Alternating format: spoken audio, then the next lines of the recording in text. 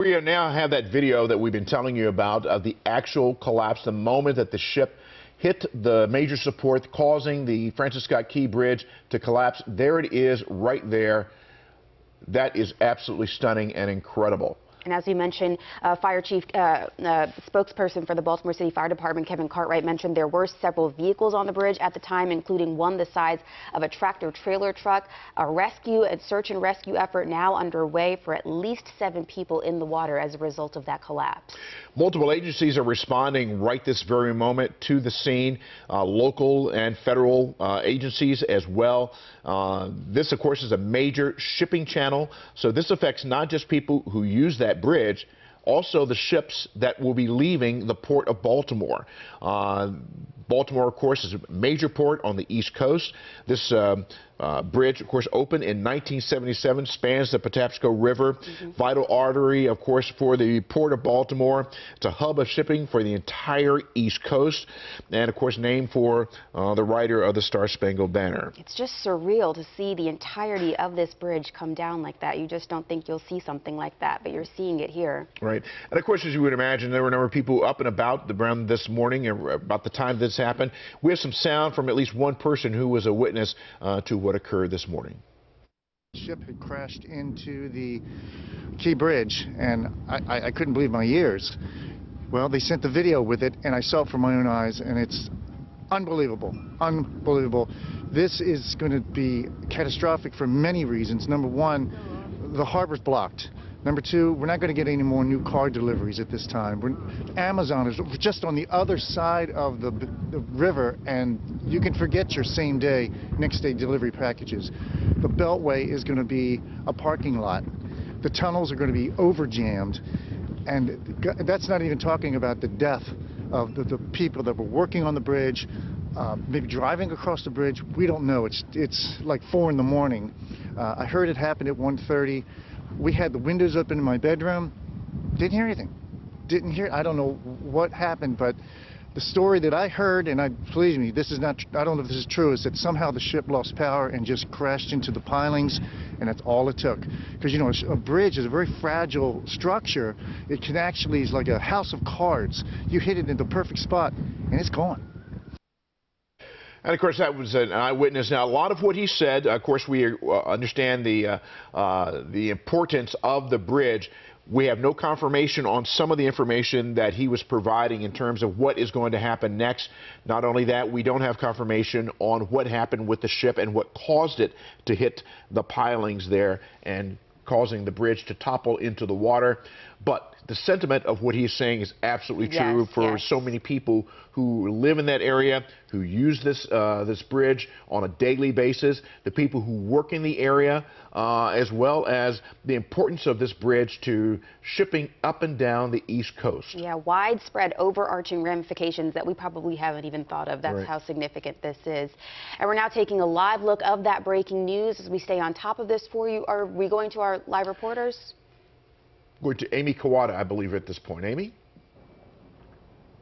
Hey, Vic, yeah, just going off of what you guys said, just so devastating to see those images and that video showing the moments that bridge collapsed and the cargo ship collide with it. I did speak with another man. His name is George. He actually arrived on scene here in tears because he was just so shocked and devastated. As you mentioned, millions of people travel through this road. This is a very well-traveled bridge here. He actually described it. I'll take it from him. He said it's kind of the gateway into Baltimore. You see underwater recovery team from Baltimore City Police right now coming in. A massive response here. We've seen many first responders make their way through here. Again, this is the closest we can get towards the Key Bridge right now. We're at Fort Armistead Road and Fort Smallwood Road. This is the Baltimore City and Arundel County borderline. They've blocked off this area, so we're still about a mile south of the Key Bridge to even get a visual of it. So we can't see the bridge right now from our vantage point here, but we can see the road closures and the massive response out here, and just spectators, people who live nearby coming here because, you know, this is, as you said, a historic Key Bridge. I was doing some research. This bridge opened to the public back in the late 70s. It's nearly 50 years old. This man I was speaking to, George, he said he actually watched this bridge be built back in the 70s, and he travels through it every day. He said he takes this road during the time where the bridge collapsed around 1:30 in the morning every single day, and he said, you know, something saved his life, that he wasn't on the bridge at that moment. He came on scene in tears, just so shocked to hear the news when he learned.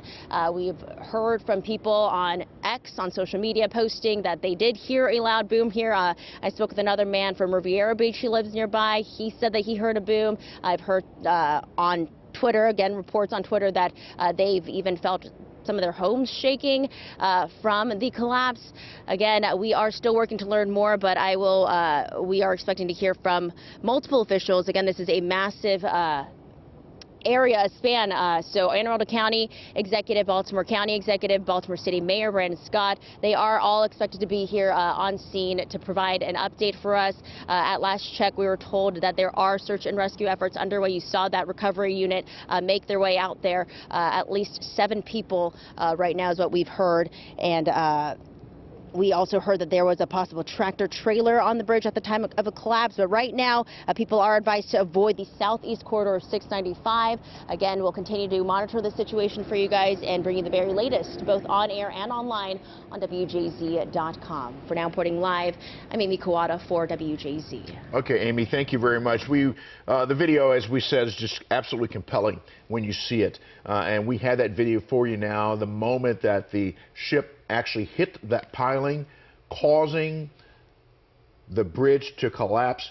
I don't know if you noticed, almost simultaneously, when it hit the bridge, the lights on the ship went out. And the other thing, too, we need to set the scene of what's actually happening right now. Rescue efforts are underway in the water. We understand there may be as many as 7 people, possibly more, in the water right now. This is an incredibly difficult rescue operation for Baltimore Fire Department, as well as the other agencies that are involved, because it's dark. The water is cold. You mentioned this, yeah. And the fact that no matter amount of training that they have right now, they don't know exactly where to look in this situation. And of course the water is moving as well, so the people who are in the water are probably moving right along with the tide as it is occurring right this very moment. Baltimore is certainly devastated right now by this entire situation, and of course emergency responders, we are of course keeping them in our thoughts and our prayers and making sure that they're able to perform their jobs and there will not be any further devastation. And we're going to take another live look of the area around this bridge. Yeah, this is just another vantage point of that collapse. You can see the vessel there as well. Almost that part of the bridge sort of hanging above the surface there as well. Right, and you see in the background, you see those are the cranes that actually lift containers off the ship and put containers onto the ships. They're at the Port of Baltimore. You can just see by the number of them, this gives you an idea of the enormity of the port, as well as imagine how important it is to the shipping channel, as well as the movement of commerce and goods and services through Baltimore. And now let's go to Meg McNamara for your first alert forecast.